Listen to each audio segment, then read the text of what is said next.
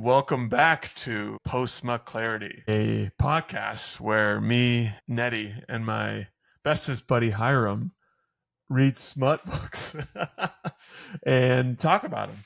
You know, I've explained what we do here to a few people. I always feel weird about it, even though I love this. I don't know. I think because at this point we still haven't even posted anything, but there's a little bit of weirdness. It's almost there. I feel like actually what works best is, for me, is the Smut Curious Book Club, which is what we're doing really predominantly.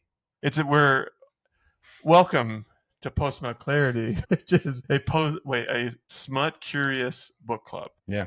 Okay. I like that. Smut Curious. Figuring it out. Yeah, because I feel like we are. I mean, that's where this started, right? We were really curious about the smut, what goes on. How do you do certain things? I mean, over this arc, we've learned how to hold a penis, which is palm over the top. Over the top. Exactly. Also, I learned that fisting has a different meaning in smut. God, yeah, it does. In the late 90s, early 2000s, it meant something real different. Way different. And then pebbled nipples. Does this book have pebbled nipples? Nope, it doesn't. Dang. I took note of that. It's a must. We should have like a pebbled nipple meter, just like bing. All right. So sorry, I threw us off from the get. It was a good start. That was a good opener. Good context. Yeah. So we should have hit this early, but we read Pen Pal by J T Geissinger. I kind of struggled with that last name, but if that's not it, I apologize. This is good. I really actually like this. Is very different in some aspects from what we've read in the past. Super quick read. Yeah. And I cruised through it in just a couple of days. Yeah. Kept you moving too. Like the narrative kept you moving in a good way. Yeah, it was another one where you had said this about Lights Out, where it was like, ooh, a little walk the dog time. I want to get back to the story. Yeah. And that's what this one felt like. Definitely. Yeah. It pulled you in and you wanted to get to the next section. Yeah. I don't know that I would call it like a dark romance. There's dark elements to it. It's a little broody. It's a little angsty, but I think it's middle of the road of those things. Definitely. It didn't feel dark like some of the other books we've read. It was like Lights Out, that was a little darker, I would say. Yeah. And then The Ritual, darker even, yeah. Darkest, if you will. It was pretty dark. We'll see so far. Yeah. Okay, so I'll give a good synopsis here. So story opens with a female main character, Kayla. She lives on Bainbridge Island, which is out here where I live in Washington State. Bainbridge is actually cool. Super cool. Yeah. Howard. Okay. So Kayla, her husband has recently died. So she's a recent widower and she lives alone, lives in the house that they were together in. And, as you quickly find out, house is a little haunted, a little spooky at times, a little there's a poltergeist moments. And then also there's some small issues and some big issues with the house where it's electrical's kind of funky and the roof is leaking. Yeah. And so that's where we start. She's looking for her handyman. She needs to get the roof fixed. And that's then where we're introduced to the male main character, Aiden. He's a wildly handsome, very tattooed man. He's got these big burly legs. But she talks about how nice his legs are. Yeah. Those big focus. I guess he's wearing Daisy Dukes, and so she's like, "Look at those ham hocks." Names, those ham hocks. His last name's also Laywright. I didn't pick up on that. Nice, Aiden Laywright. Well done. Yeah, and so Aiden's the male main character. Side note: Michael is Kayla's deceased husband. And so Kayla and Aiden, initially, there's a lot of friction between the two of them. Kayla's in a rough spot mentally, again, because of losing her husband. Aiden's just kind of dark, and he's a little broody. And he's broody guy, doesn't really communicate very well. Yeah, he's dry humor. He says he doesn't have, he's not very humorous, but he is pretty funny. So there's a lot of friction, and she feels like he's a little intense. But very quickly, thanks to Kayla's haunted house, she's thrown into Aiden's world, into like trusting and needing Aiden, where like she's this. I guess that's not haunted, but she feels like someone has broken into her house, Yeah. and she, in the middle of the night, runs. I don't know how far Aiden lives. He lives above a bar that is close to her house. Right. And she runs so that in the middle of the night, it's pouring down rain, goes over there, and that'll be the first really Peak of their relationship. spicy scene. Yeah, and I'll get back to that. So they hit it off really well at that point. Takes off like wildfire. All the stuff that happens with Kayla's house starts to snowball and get worse and worse. You know, initially she just thinks it is things like electrical is weird and all these other things, but then She it doesn't does. believe in ghosts. Like she's like, this is electrical Right, issue, and no one will help her. right. And so, yeah, quickly you're like full poltergeist kind of stuff. Like all the cabinets are open, the door gets open, and The she classic ghost doesn't. moves. Yeah. And very fortunately, her housekeeper, Fiona, she's really tapped into the spirit world. Yeah. And you find out that Fiona's sister is a clairvoyant or like a medium and has the gift of seeing into the other world, talking to the other world, as does Fiona to an extent.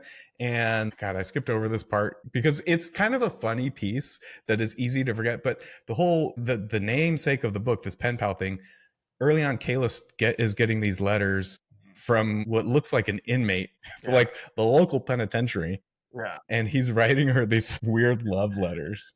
And like one of the weird parts is like they're so vague. Like they're like a couple words.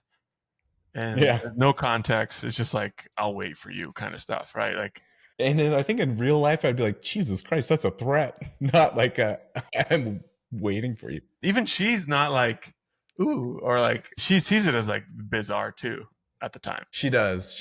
And interestingly, like, yeah, she has a very negative reaction to it, the same way that she does to Aiden. Mm-hmm. And it's her loneliness that opens her up to it. And then curiosity, which I don't blame her. I'd be super curious too. Like, sir, who the fuck are you? Yeah. Tell me more. Say more. Yeah.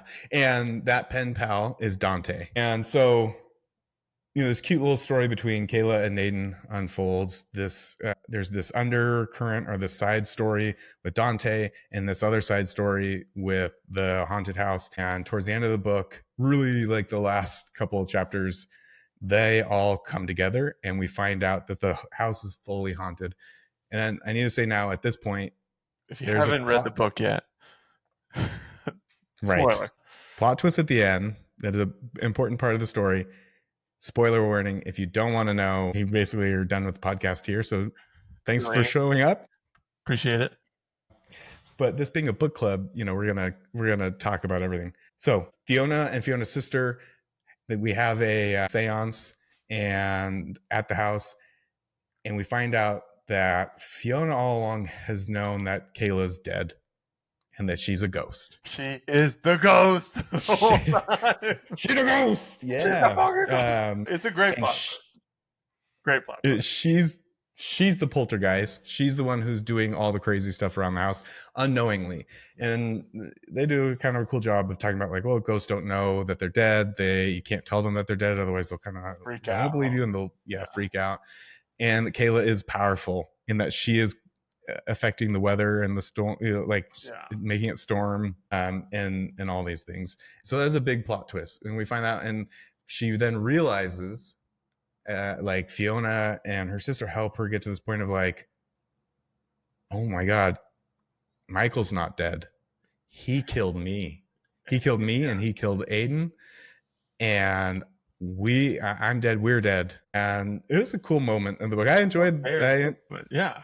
And like, it was cool because it all rushes in and you're like, you realize that there's a parallel story happening and things start to click into place more. Because like it was the timing's kind of weird the whole time. And you're like, this relationship's kind of weird. But once you hit that chapter, once you hit that realization, it's like, oh my gosh, it all like shuffles into place. And you're like, man, this is crazy. What a well-written book. Yeah, I loved it. The good plot twist. Yeah. And then a little additional twist of the lime to go along with it is Dante is actually Aiden. Dante's full name, I can't remember what his last name is in the letters, but is an anagram for Aiden's name. Aiden lay better. Or lay right. Yeah. Lay best. Aiden pipe layer. Perfect name. Yeah, it's an anagram, so it's like obviously it's him, right? And apparently, like he was reading Dante's Inferno, and so like there's like a whole thing. He was reading Dante's Paradise. Had he read all of them? Oh, you're right. He was reading Dante's Paradise, but I think he described it as like the whole journey as one. He was like, you go into hell, you go into heaven. He was describing the whole thing. This is still in chronological order. The only critique I have of the book is the last chapter. I feel strongly that they could have just omitted the last chapter and it would have been a better book. Yeah. Well, I'm with you 100%. They should have. I think it would have been better. This wraps it up too much with a bow, but they do this like it's almost like a reuniting scene. And I've been waiting to talk to you about this because we have differing views. But it's this like reuniting scene. Kayla now realizes she's dead, and Aiden is there for her, and he's like, they did have this beautiful moment where they broke apart, and he was like, I'll wait for you. However long, no matter what it takes. And then, he sees her after she realizes she's dead, and he's like, I told you I'd wait for you. Yeah. Yeah. It's very full circle. And like there are elements of that chapter that's like, oh, this is nice. This would have been nice to have. But like, yeah, I think it was just like, it was such a nice bow that I was a little annoyed. I was like, man, it was such a good twist. And then you just like, now let's fully close the book. I was like, oh, you should have left it a little hanging. Yeah. Or go out on that high, because the high felt really good. Yeah. I think that's better. Go out on the high and you're like, fuck, incredible. And we could have assumed a lot. We didn't need those details. Yeah. Yeah. Because even like they haunted Michael, because Michael like brutally murders them. It's like pretty brutal. So like I'm like, yeah, haunt him, fuck that guy. But it was like, this is almost not. I'm almost like why did you haunt him? It was almost too mild of a haunt too. Like they're just like, hey, we're in the room here, and he's like, oh, can you see him? Do you see him too? It's like, we need better haunting. They needed to take a lesson from Riot, where with the fucking mind game of like, let me put torture. Your ex's panties in your mouth that she put on after I fucked her. Exactly. That's the level that Michael deserved. And it was just like, oh, we're haunting you in jail. It's like, come on, this isn't justice. I want you to eat my ectoplasm cum. Ectoplasm cum. I'm gonna fuck your wife in front of you in jail. But I didn't like. I think actually there's a chapter in Dante's Inferno with that, right? Where has to be. Here's one thing that I don't quite remember that I wonder if you remember.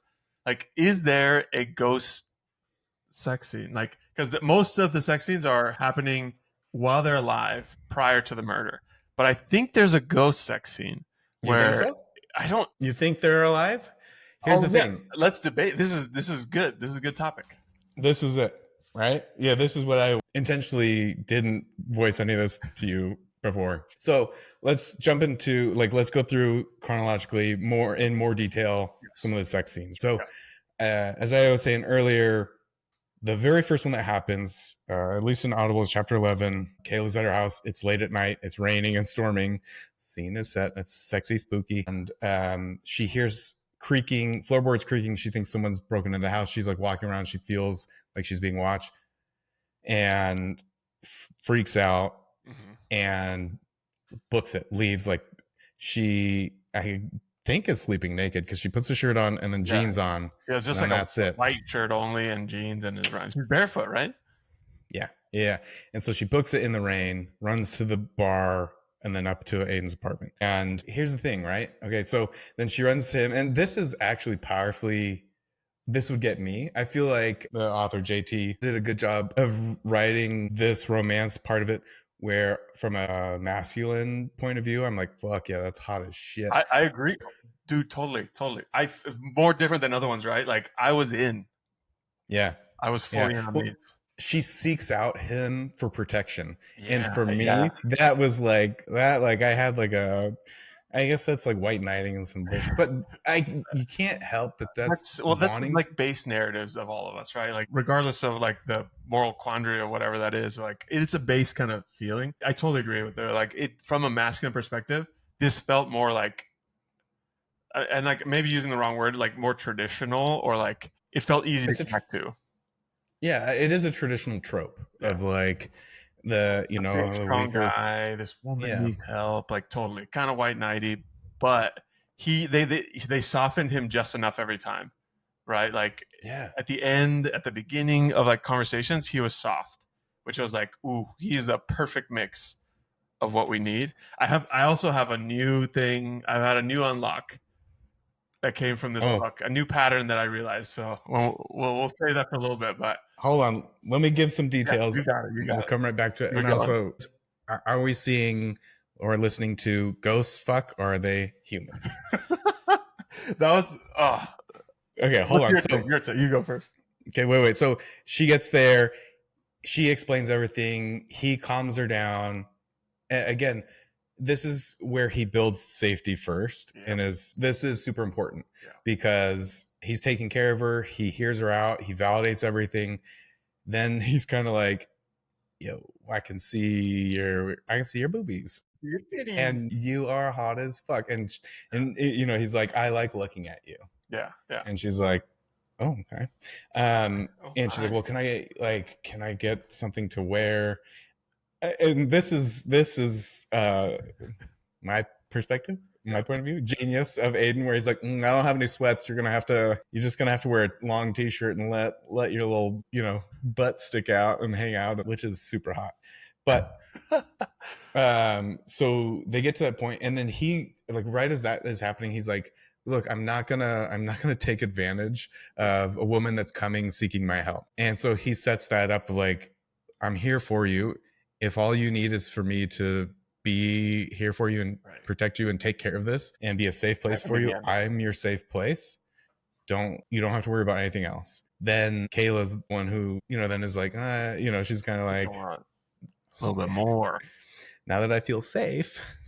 So that builds an important, like, facet Yeah. of Aiden, and the scene of, like, it's not Mhm. he's understanding her need, Yeah. meeting her there, and then letting things go organically past that. Yeah.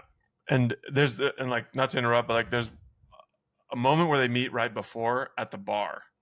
Not right before, but like the first time they actually like talk outside Yeah. of the initial like quote for the roof is at that bar underneath his house. And he's very clear, like, I wants to fuck you. Like that's like the conversation, but in a very like direct, because I know that's what you want way. It wasn't like a creep way. And she was like, not ready. And so this scene really like finished that out. Like, because she came to him after he already expressed his desire. And now she was able to come and be like, I'm willing to address this now. I feel like it was like a very safe thing because of that. Come she did. And But indeed she did. I know, that's a bold scene at the bar, because he's like, I want to hear what you sound like when you come. Yeah. Yeah. And he's like, I think you need this. I want to give this to you. Yeah. I mean, he doesn't say, I think you need this. He's like, like, I want to sleep with you. Yeah. I want to hear you when you come. Which I, I've never done that. I've never been that I've never been forward. that direct, that forward. It reminds me of the Paul Rudd. I mean, he didn't act like this. He was smooth, but like, do you know the Paul Rudd scene? And my gosh, I can't remember the movies, but he's like, "I wants to fuck you," and he's like super awkward about it. Yeah. That came to mind. That came to mind. Wanderlust, I think, That's what is it is. that Wanderlust. one. Yep. I do love that one. This deal. They have a hot, fucking spicy scene, and there's really interesting elements of that. Like, Yeah. she talks about feeling like his beard and scruff against her body, the weight of him on her. Yeah. She compares it to, like, Michael. I guess sadly is a little guy, smaller guy, and she's like, Aiden's got to be like over 200 pounds. Yeah. Like, how good that weight feels on her. And Like uber masculine. He was like, this is the uber masculine picture of a partner. And like, it was very visceral, right? Like, it was like beard is scratchy, weight is heavy, tree trunk legs. tattoos, like more tattoos on his chest than people that she knows with tattoos. He manhandled her, right? Like in a safe way. Definitely in a safe way. And yeah, so that was okay. So I think they are dead and ghosts the whole time. And I think that Yeah. because she's talking all the way from the start, she's talking about Michael being dead. She tells Aiden that Michael's dead. And She so I don't, doesn't she doesn't, but until the she, very. I don't know if she ever does. I don't think she ever no, does. she doesn't say that. Yeah, that's right. She doesn't say he's dead, but in her mind, He's she's dead. like, Yes. she's torn and she feels bad for lying to Aiden. And so in her mind, he's dead. You absolutely could be But right. really, it's her that's dead. It's her that's dead. You could be right there. That sounds to me a little bit. But the reason why I think they were alive, this is a playback that she was like parallel playing, is she goes to the bar after the like group therapy session she goes to. She's at that group therapy not because she lost Michael, but because she lost the kid. Michael kicked her and she had a miscarriage. And so she's because remember the people that talked to her was they lost a child. The woman that she talks to at the therapist, she had lost a child. So she's there because of that. And she has already left Michael, but they're still in the midst of it, right?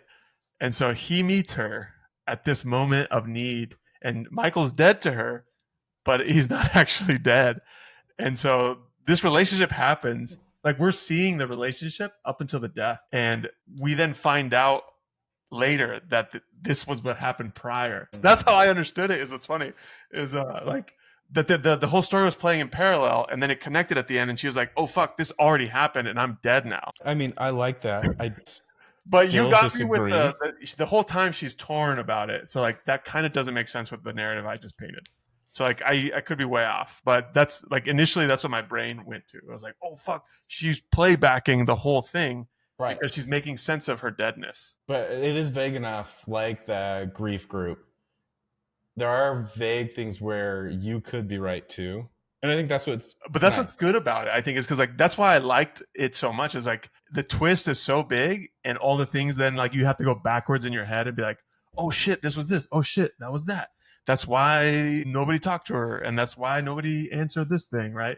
And like it's almost like a Shyamalan style, like oh shit, all of these things meant other things. Yeah, no, 100%. And I think that's also why the ending where everything gets wrapped up so nice and neat and everything gets way too defined feels a little It left me funky. wanting because I was like, I wanted to just be in awe. I was like, oh fuck, this is crazy. Because like the seance was all for her to understand her own death. That was beautiful. Like I've never seen that before, and like it was so well written. And the sisters, was it Fiona and her sister, like walking her through that as if they're finding a ghost and it's her. Like that was amazing. That was amazing. Yeah. Yeah. We got to wait and get to that when we get there. But I do want to say Fiona is like the mastermind. Yeah. And this does happen in the very beginning of the book. Mm-hmm. Kayla like walks into the house or into another room and Fiona's there. And Fiona's like, oh, I didn't expect to see you. And come to find out, like Fiona has the gift too. And she knows obviously that Kayla's dead. Here, see, this is another thing where it's happening in real time where Fiona's like sees the ghost of Kayla. Yeah. And doesn't acknowledge that she's a ghost. She's just like, hey, whoa, good Lord, what are you doing here? And that's one of the things that she calls back to when she's remembering. She's like, Fiona's always like, I didn't hear you. You don't make a sound when you walk. And she's like, oh, I'm a fucking ghost. Yeah. And the like her seeing the kid along the way too, which was even wilder. Like there's a family living in the house with a kid. And so she can only see what it seems like. And I don't know if you saw the same thing or see the same thing. Only the people she can see her back. Or like, I mean, the people she can, yeah. Only one she can see her back. Because the kid sees her, Fiona sees her, and I guess Aiden and the other dead electrician. So you could be right. She's replaying these moments, and it's all ghost fucking. Yeah, that's what I think. Because so many of the people that she interacts with, and then like the detective, he's dead too. Yeah. The one that I can't remember is the Aiden's best friend and his wife. I can't remember, but they interact a ton. They do, and that's why I think it's a playback of the live because she's still wearing the ring, right? And it's because she's left Michael, but she hasn't officially done it yet. They're having this relationship, and his friend and his friend's girlfriend is like, or wife is like, don't hurt my bro. Like, he's gone through enough. Do you want this or not? Like, take off the ring. Like, leave your dude. And that's why Aiden is always like, is he hurting you? Because he's actively abusing her, right? Like, he has Yeah. abused her. So there's still like a play there where there's like a parallel reality happening. See, and again, I love that. I'm cool with it being like we Ambiguous, yeah. both. I want ghost fucking, so that's why I was like, dude, these ghosts were fuck. Aiden's got such a dick on him, you can feel it in the afterlife. Yeah. Dude, it comes all the way through. That boy can pierce the veil with that penis. Dude, that's why he's was it Layrite? Yeah. Okay, so that first time that they hook up and have sex, they actually have sex like 3 or 4 times. Yeah, yeah. Very intense, very emotional. Like, it was very like high passion and good domineering, right? Like, he was like Yeah. commanding. Yeah, he very much is in control the whole time, and they play the very light, like dom kind of Like, relationship, power play. So they have sex twice at least, maybe one more time, and then she stays there. And again, this was him providing safety, where she's like, "Oh man, should I leave? This is weird. I've never done a one night stand." And then he is like, "I've read your mind. You're staying." yeah, yeah, yeah. And then she's like, oh, okay. And she stays. And then they cut to the next scene. They are showering. I think they hook up again. And then this is where he like offhand calls her his bunny. I'm curious how you feel about this whole thing, because he really then plays up this bunny thing. And that, yeah, and he's chasing her and like, captures his bunny, takes his bunny, however, like they play chase and they wrestle, which I actually find really very sexy and attractive.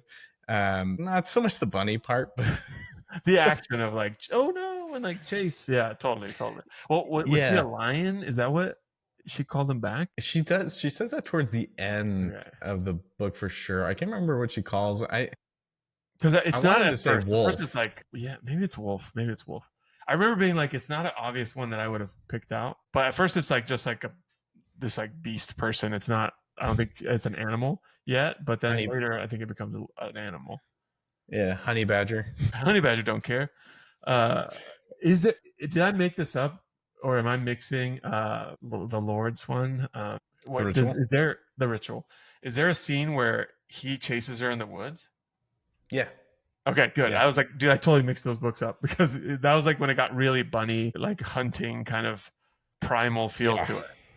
Yeah, that's so they do this initial, like, he chases her around his little apartment and he's like, I'm gonna get you, my bunny. And I do appreciate that she's like, this is kind of weird, but also like him responding so positively to this. So yeah. She has that internal dialogue, which again I think creates safety for the reader, which is like, this is weird, but I like it. And the reader is like, I love it too. You can really get into it. You're like, me too. Yeah. Me too. Yeah, it's weird. I like it too. And if you're listening to the book, Aiden's voice is like the raspiest, like gravelly voice possible. It's almost too much, but you get through it. He does a good job. He does. Yeah. It is right at the cusp, at least from my perspective. My bunny. It's so funny. It's so funny. Yeah. From the female side, though, it might be great. Might be the best. Yeah. So that's the first sex scene. And you get there quick. You get there really quick, which again I think is positive good. For the book. Yeah. It doesn't leave you hanging. It's not all at the end. Yeah. And then we have a couple of chapters again of story building, the right amount of story building. And they touch on more of this Dante pen pal, touch more on like the haunting of the house, or the house actually progresses into being like, oh, maybe this is haunted. And then the next spicy, sexy scene is that Aiden takes Kayla to the house that he's building on the other side of the island. Yeah. This is then where they fuck in the woods, the primal play. Rawr. Yeah. And that was like, this is, to me, like, it goes back to like that parallel world. The letters from Dante are Ghost Aiden trying to connect with her while she's living this memory of the moments up until the death, because that's what those letters connect to me. And I think that's why I like this, that moment where you go to the house, the building house, because that's where they get killed, right? They're right out there on the dock. Yeah. It becomes like a, Oh yeah, yeah. Because I don't think Kayla's house. No, Kayla's house has a dock too. does it? Oh, okay. I thought they were I at thought so. his house and they were going to do the 4th of July, or his New Year's, not 4th of July, New Year's fireworks out on the boat. But his house isn't ready. It's not. It's not. Right? And maybe I'm remembering wrong, but I thought they went there just to go to the boat because they You like might be right. packed up. You might be right. Yeah, but I mean, either way, same. But back to the sex scene. Like this one was awesome because it was like, again, the safety play was like, hey, like this is my vulnerability. Like I have this house, I'm trying to fix it. This is my hobby. Like let me show you my insides, and then I'll chase you down in the woods and drill you down. It was like that juxtaposition of interaction is so well done. I like it. Yeah, and the thing that you don't want to happen during one of these situations, I feel like does, and they handle it well. Where she trips and is like, "Oh, that actually does hurt." And she like, it's like one of those moments where you're like, "Oh, she does kind of get a little fucked up, and should pull you out of it a little bit." This is something else she like JT did writing well, was like every sex scene felt like tangible, like felt achievable. Like it wasn't like some of the books we've read in the past, like it's so over, like in a good way, exaggerated into this like fantasy world. These didn't feel that way. It felt like anyone can do this, and like there was like bumps and scratches along the way, and like it felt more realistic. Big air quotes because I understand it's still fantasy, but like this one felt more tangible in a lot of ways because of things like that. Like she tripped and fell, and they laughed it off and like kept going. Right. It was a different, like the inner monologue of Kayla made it really clear and like really real. Yeah, you get her side of feeling safe or experiencing safety, and she doesn't just come right out and say it, and then you get to see it, Aiden perform that side of like showing up in the right way. Yeah. It does make it feel really authentic and realistic in a sense. So that scene in the woods is great. Good Lord, where he just fucks the shit out of her on the forest floor. On the forest floor, which I don't know if you've ever tried on the ground, on dirt or sand. It's not a conducive environment, I would say, but in the heat of passion, it works. Oh man, when that overtakes you, you have to you got to let it go. You got to get after it. Let it ride.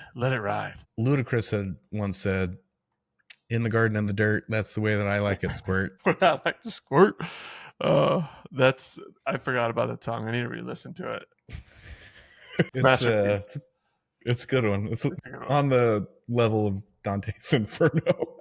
It'll be, people read it in the future to learn the ways of love. Yeah. This is a good segue to my like new realization reading Smut. I think Aiden does a really good job at this, and I've noticed this in almost every one of the like positive male figures in Smut. Is they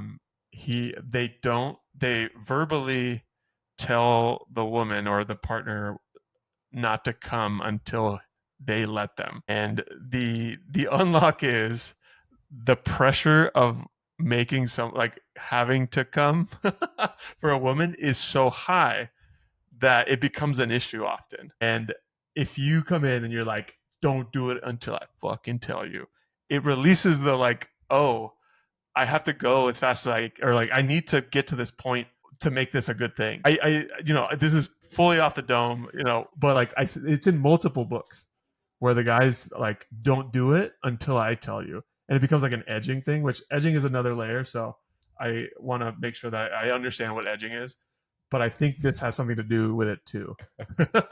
Yeah, no, it's powerful. It's powerful because there's an element of if I take control of that, and you no longer have to think about it and worry about it, and it's in my hands. It does tap into that like psychological space of then you're out of your own head and you're just in the moment. That. Yeah, you're just pure experience, and I think that's such a that's a move right there. Like it's all the books have the same move, and I'm like, dang, again, like the misunderstanding of the interacting with a female is it's like it's such a gap. And this is it became a clear one to me after this book. I was like, dang, that's so clear. Like if you could take that off the Yeah. table, the experience is different. It's more positive for the woman. Yeah, yeah, I know. The sex scenes are written really well. It is really hot. Where this one, this one, Let me tell you, bricked up. whew, talk about ectoplasmic cum. No, yeah, this is a good book. Yeah, I'm all flustered now. This was the first one though where like the sex scenes felt almost for the male reader, ironically, because obviously I don't think it was, but it felt very different compared to like Deep End, the one we read last, or any of the others, honestly, where like those were great and like they're still sexy, like don't get me wrong, but this one was like it was just a different layer, and maybe it's the dominance play while still being safe. I don't, Ritual was I don't very dominant, and that one didn't make me feel the same way.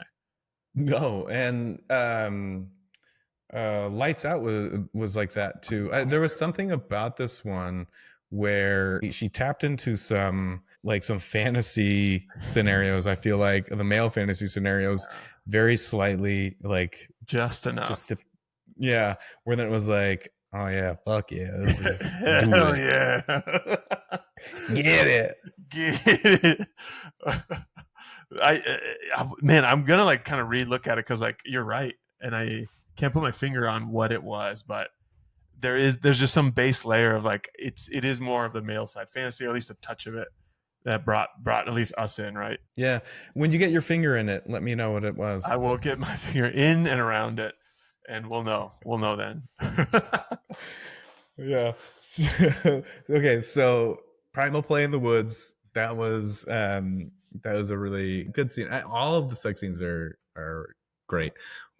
Organic too. Now, after that one, do they have another sex scene after that one? That's where I'm not sure, because if they do, that's a ghost scene.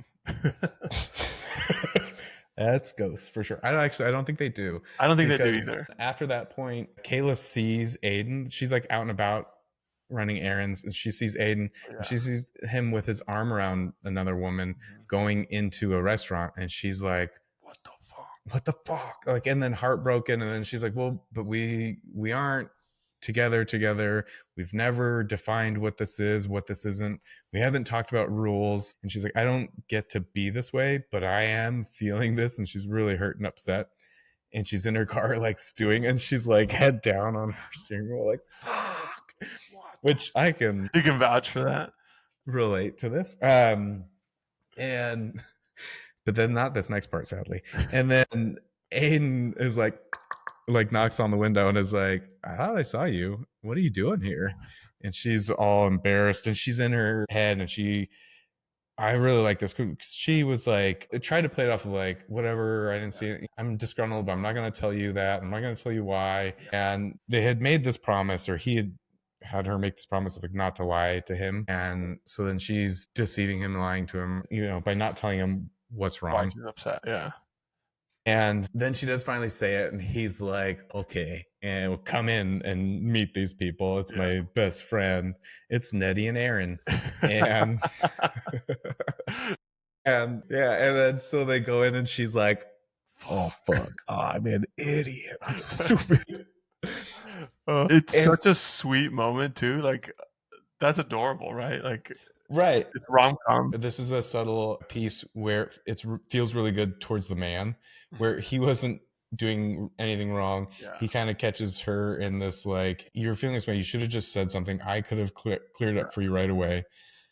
I'm actually a really good guy.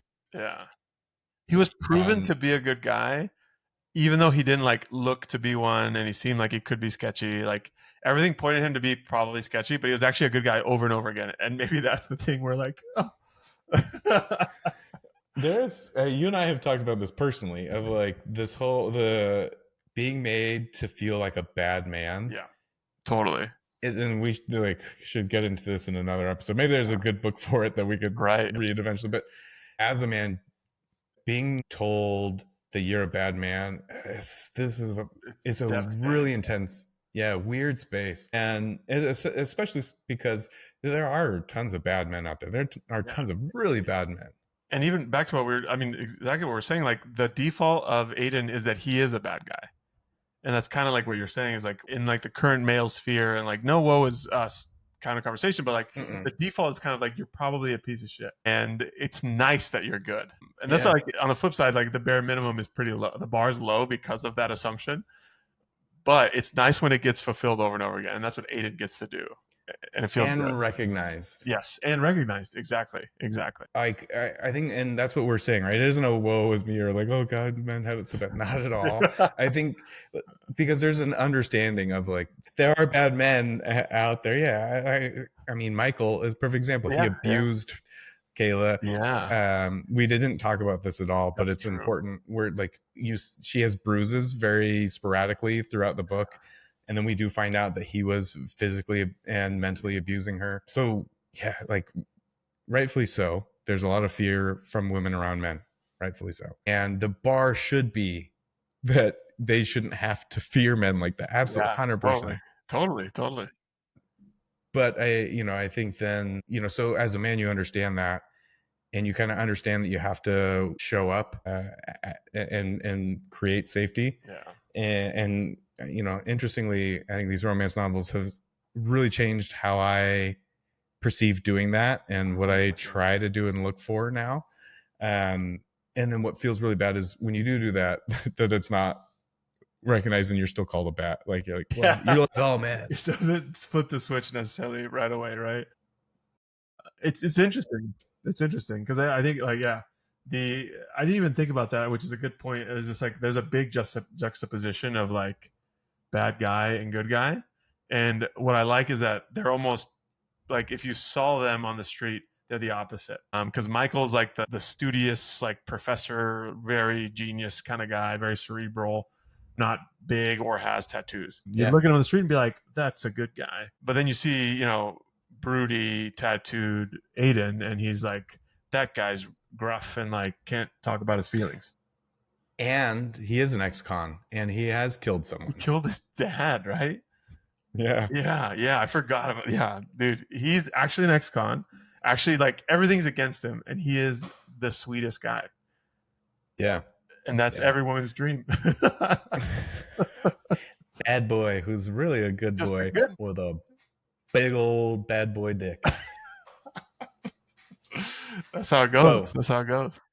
So they have dinner. I did love this scene, and I fully saw myself in the scene, and you and Aaron as the I'm couple. honored that we were the other end of that. It is a super sweet scene. Again, this one is in terms of like, are they ghosts? Are they not ghosts? It's conflicting. It could go either way.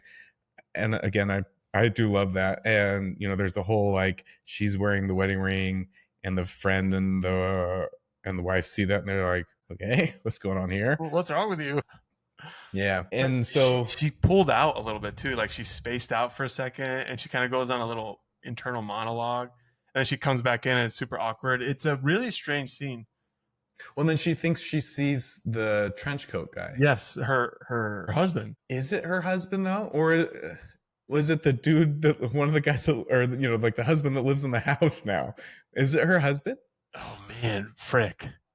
I thought it was her husband on the day that he murdered her. Mm. Because the Buffalo Nickel is her husband's, and the dude's always like preceded by the Buffalo Nickel. Yeah, yeah, It's confusing. It's kind of confusing, actually. Not confusing, but like there's layers to this. yeah. And this is what made it a great book, Yes. because there's a lot to hold on to and kind of like roll around in your head and be like, well, who the fuck is this, and what are they doing? And you could have a few different plot lines here, and they individually all can make sense, which is great. Yeah. Makes for a good Absolutely. story.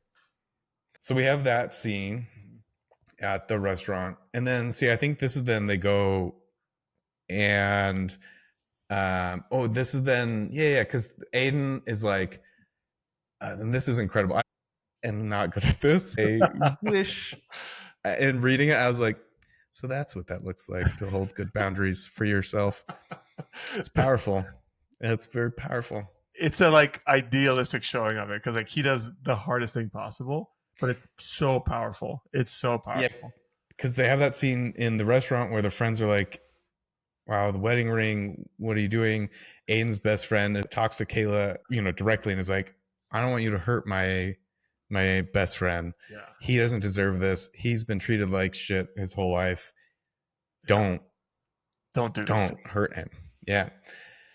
And then Aiden has the talk with Kayla and is like, I want you. Like, don't take this any other way other than I want you. And when you're ready to take the ring off and be done with that part of your life, I'm here for you. Right here. I will wait for you as long as it takes. That's like, And she tests, and so he sets that boundary, yeah. and she tests it a few times, or Yeah. kind of tests it, and he holds it and holds it strong. And again, that was a moment I'm like, so healthy. Oh, that's a hard line. Was she calls him and she's like, I took off the ring. He's like, did you just take it off right now? And she's like, yeah. He's like, lose my number. No, she didn't. He didn't say that, but he's like, you're not ready yet. And it's like, wow, like he's really like, it's. I think here's what's beautiful about it to me is like, he has like such a supreme belief that she will be ready, that he holds that line, which is that's beautiful, right? Like that's insanely. That's like such a beautiful idea of love. Is that like I know where this is going to go, and I have such a strong belief that I'm not going to falter here, and it almost Yeah. like elevates her to become that level of love, which is wow. Yeah. Yeah. He has full faith and trust that she will get to that healthy place, and then come back to him. Sad thing is, in real life, you're like, I'll wait for you forever. Yeah. 2 months later, you see her with someone else out, and you're like, what the fuck, dude? I've been waiting. Just said. I mean, like real life is more complicated than that for sure. And then you punch that guy, and then you become the enemy, and then you're a bad man, and then you're Michael. Really... I read the story wrong. Who has a bigger dick? What's going on? Why didn't you love me? Complexities. Yeah. After that scene is when they start doing the seance, right? Yeah. So they don't have. Serious. Yeah. So the forest, the fucking in the forest is the last spicy scene before the end. And then they have the seance. And Fiona convinces Kayla finally to have the seance because a couple of like spooky things happen. And Kayla's like, okay, all right. Like, gotta do it. Yeah. Yeah, she sees the kid again, and there's something with the door, and no one, she got this security system put in, and she doesn't see anything. Yeah. Yeah, so then they have the seance, and then, I think we talked a fair bit about that already. And then after that whole thing, and she comes to grips with being dead, we do get that flashback of what happened. And Michael brutally fucking murders. I mean, he kills Aiden quick, but he brutally murders Kayla. Right. And like drowning her. Telling her he's not going to, because he's like, I'm going to kill one of you. And so Aiden, like, sacrifices himself. Is like, it's going to be me. And like, he gets killed real fast. And then Michael just, I can't have you, no one can moment, and like just drowns her. And that's where that buffalo nickel thing comes into play. Like it falls when she's drowning. And I think the person that she sees is in like a trench coat, and like, because I think it's raining on the 4th, right, when he murders him. And I don't think so, because they're going to go on the boat to watch the fireworks. Why would they go on? Fuck, you're right. Dang, no, I don't know then. I'm making something up. I'm hallucinating. Yeah. Interesting. I gotta relook at that, because I want to know that character. Like, but I don't know why I made the connection. I was like, that character is Michael, but I could have made it up. Yeah, in the comments, let us know who's the trench-coated man. The trench-coated man. We got to get to the bottom of this. Yeah. And so then we have the moment after that when she realizes Michael killed them. We have that like emblematic taking of the ring off, the wedding ring, of like, unburdening herself of this issue with Michael. And so then this is where I'm a little wishy-washy, a little confused. I couldn't see a clear picture in my head as I was listening. Aiden, I guess, then shows up, just kind of like, and like, oh hey, and then they start talking, right? And it's like, I knew you would make it to this point. Am I very anticlimactic? Right? That's that last chapter that's kind of whack. Because he just kind of shows up. He's like, nice, you did it. So he's leaving her hints, all right? Like he left a life jacket. He left a life jacket on the front door. Because so she was not going to do the second seance, right? Because they did the first one, and she thought it was Michael. and she's like, "Oh, this is freaky. We do have a ghost, but I don't want to do this anymore. Like, we're done with the seance." But when she goes to walk them out, there's a life jacket on the front door, and she's like, That's right. "We got to do more seance because this is getting out of hand. This ghost just dropped a life jacket on my front porch." Well, and also Fiona and her sister were like, "Whoa, the ghost is influencing the real world. Shit's serious. We actually really." She was like, "I'm canceling all my plans." Right, all appointments canceled. Because that was another like really beautiful moment was Dante, Aiden, like writes this like "You Are the Storm" like poem, and I don't know if it's from Dante's Inferno or not. I don't think it is, but he writes this like little poem that's like essentially saying like all of this is her, like she's in control, the storm is hers, and she starts to connect the dots that she's the ghost and she's actually creating the whole chaos around herself. And I loved that in like a metaphorical kind of way of like this is probably something we can all kind of take a hold of, which is like you are the storm, you're the chaos in your own head and life. And I thought that was really cool. God, yeah. I mean, in the last year and a half, I have come to those moments. Sadly, always after the fact, and it's in retrospect, and then it's like, it was me. It is. I'm the ghost the whole time. I was the jackass poltergeist. It's a cool moment, but yeah, I think he just shows up. Then they just appear, and like the curtains go back. It's kind of like that, and that's what, like it was such a powerful culmination of like the narrative clashing into reality, and then they were like, "We're good, everything's fine." But then they do fuck one more time. See, so there's a ghost fuck. There is a ghost fuck. Confirmed ghost fuck. Yeah, man. I have a guaranteed ghost fuck because it's kind of ethereal too. Like it's not like the other fucks. Yeah, they are floating around. They get into some Kama Sutra type kind of situations that are not possible when you have a physical body. You have bones. They did some Marilyn Manson style removing of the ribs, crazy self-dick sucking, bending down. But there is, because it was like once they know, it was this symbolic like now we can be together in this life, and I couldn't quite remember that scene, but because it's kind of so much is happening that it kind of like almost gets downplayed. Yeah, honestly, I feel like you're a little overstimulated because you're like she's the ghost, Aiden is Dante, Michael's a murderer, the family lives in his house. They just haunted him in the prison. It's a little, you're like, where the fuck am I? Yeah, and they make sweet ghost love. They do, and it's the least raunchy of all of the sex scenes in the book. It's just it's kind of a letdown. Like we're coming down too hard. Yeah, because it was like we're on a tear. Like so much is clashing, and then it was like let's just end this with a nice soft sex scene. Yeah, that's missionary, two ghosts, just missionary, a little bone squirming, but mostly missionary. Yeah. Okay, so what would you rate this book? 2 ratings in terms of story, 1 to 10, and then in terms of spice, 1 to 10. What are you giving it? Story, I'm gonna give it a 6.8, kind of high, because I would give it higher. Like I want to give it an 8, but the ending ruined it for me. So it's like a 6.8 for me. Great story, well written. Ending could have been better. That's my take. I enjoyed it though. It was enjoyable the whole time. It was fun read, fast read. Spiciness, I think it's a little higher than middle of the road, so probably around the same. I'll give it like a 6.5 on spicy. Maybe a 7 because like the first scene and like the wood scene is good. So like let's go full 7. Yeah, spicy. Yeah, I agree with you. I think it's our first book, like 100%.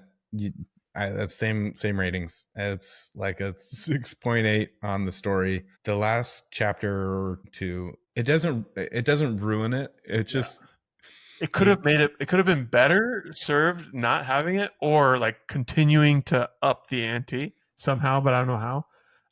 But yeah, agreed. It doesn't ruin it. Yeah, and then for the spice, like they are so they're super sexy scenes.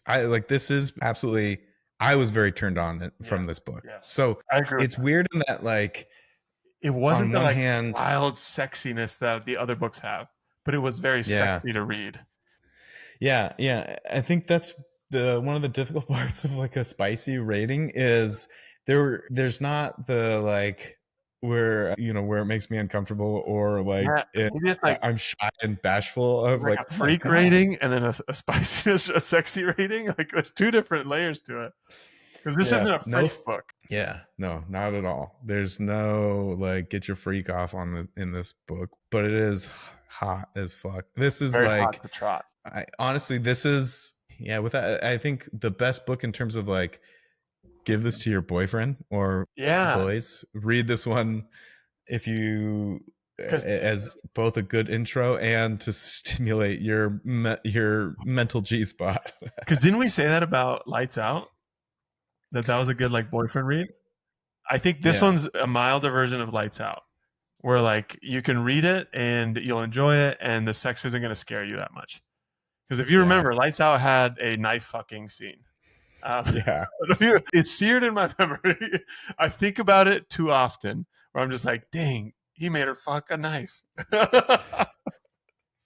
Now I'm gonna think of that every time I see a knife in the kitchen. Not of that scene, but of like, man, Nettie thinks about this when he sees a knife.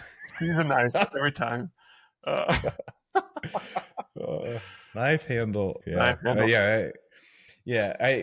Well, and I think I was more turned on from the sex scenes in this book than I was in Lights Out, even though I did really like Lights Out. I mean, I was for that as well, but I think more so in this book. Again, Yeah, because I think there's that like the masculine character element of it that felt really good. yeah, I and I felt think safe. that's the male character was utterly safe. Like there's almost no doubt. While in like Lights Out, you're kind of like he's kind of sketchy. Like you, the excitement of those sex scenes and the excitement of the book is that he's like one like a iota away from being wild and like too much. So you're He's like a that's stalker. he's a stalker, right? Like he has lots of problems, and it's just safe enough to where it's like this is fun and exciting. But this one was different. He was like ideal man, being a man and fucking the lady. Like there was something to it that was pure and felt comfortable, and I was like, I'm bricked up right now. Fully torqued. Fully torqued. I was like, I gotta take the dog home. I'm fully torqued out walking the dog. It's like not a lot of blood left in the brain on that walk. You're like, oh God, I can't remember where I live. Like, I can't walk near an elementary school. I gotta go straight home. Oh, Aaron must have appreciated the book then. very much so. She was like, "Can you read it and then come up?" Uh, but All it right. was definitely a different type of sex scene that felt very different from the other books we've. Yeah, very, very much And so. women in the comments like, what is your take on it? Did it feel different for you guys? Like, is it different at all? Because like very different for us, obviously. Yeah, this was that I got it as a recommendation. A girl from Hinge. We never went out, so I don't know. Dang, what could have been? What could have been? I know. I honestly just want more recommendations. This is such a good one. That's why you stay on Hinge just to get good books. Because I think you've had a few recommendations and they were all pretty good. Because Yeah, that was the recommendation, right? And this one and the both solid books. Solid books. yeah, Yeah. yeah, Deep End was the only one where I'm like, I wish that was better. It wasn't quite as good as I would have liked, but it was still good. yeah. It could have been better. It's still, yeah, still good. And again, these are like the ratings are from our perspective. It's like how we're experiencing Yeah, it. it's a two smug curious guys giving books meant for women a rating. So Smut Curious Book Club. Smug Curious Book Club. Yeah, before we wrap up, I want to say like I think I've just thought of why I don't like Deep End as much is it is just like a fully regular life book. Like there's nothing that happens in that story that like could not happen on a Tuesday. And they do the typical rom-com like Yeah. miscommunication stuff where Yeah. you're like, oh, I was like, just say something. yeah. Like, why is nobody getting murdered or kidnapped? Like, why is there no ghost fucking in this one? So I'm wondering if that's my thing there, because the other ones I'm like, oh, kidnapping, knife fucking, this is incredible. So So I had just re-listened to all of our episodes that we've recorded, and in a very early one, you're like, I wonder if I'm gonna get desensitized to this, I did. bro. You, 100% you I now did. you need ghost fucking to get Dude, off. if it's the ghosts aren't fucking, it's not for me. God, this is way too vanilla. Sex at the library. Fucking sex in the library. Who hasn't done that? So you have your answer. I'm definitely desensitized, and like I don't blush anymore because when we read Pucking Around, I was like blushing every time I read it, and every time I listened to it, I was like, ooh. And now I'm like, they're just normal fucking. How boring. Rookies. Rookies. You're not even trying to prick me up right now. All right. Well, I don't know what book we're gonna read next. We do need to get on one quickly. Yeah. But at the rate that we post these, it doesn't make sense to ask for recommendation. Recommendation, because we would have recorded 3 other episodes by the time this one airs. Yep. But hey, we'll have a library of you to ready to listen. So yeah, I'll do some out. research. I'll if you find me on Hinge, That's where you get the recommendations. You got to find hit me up with the book. Post Smut Clarity. Hit them up with the books. Yeah. Set your location to Portland. There you go. That's actually a marketing campaign right there. Like that should actually be the marketing campaign. Like we make a Hinge account that's like just to get suggestions for this podcast. I don't know. There's something there. That's PR worthy. We're gonna have to cut this from the show, but because it's not totally relevant. But the campaign that you and I did, I mean, really, it was you. The belt. On Tinder before they had the ability to do any marketing, because now you can do it, and it's actually really fucking annoying. You're like swiping through, and you'll like there's full on ads for random shit and like food and like that. You're like, what the hell is this? That was incredible. That was such a smart campaign. That was cool. It was one of the coolest things we've ever done, and like if we would have done that like with a little bit more budget and maybe a PR team, that would have actually been like known. I feel like because it was so smart, it was timely, it was done really well. I wish we had more budget to get people to know about it because it was hilarious.